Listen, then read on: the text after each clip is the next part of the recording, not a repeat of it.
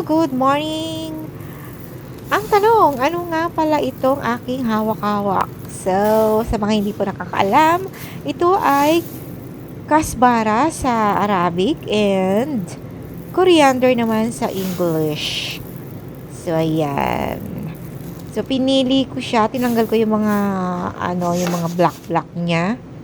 At aking gagawin ko siyang pulbos at ilalagay ko sa bote kasi ito ay ginagamit sa pagluluto. Pwede rin tong gawing tea.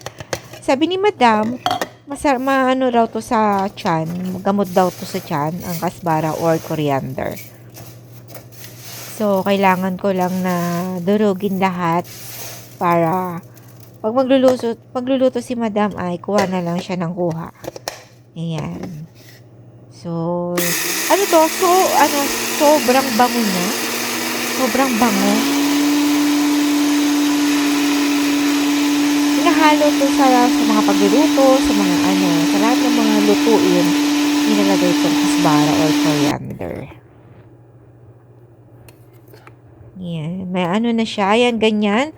Kailangan pinong-pino, then ayan, ganyan siya. O, nililipat natin siya sa garapon na malinis. Ayan, dito natin siya ilalagay.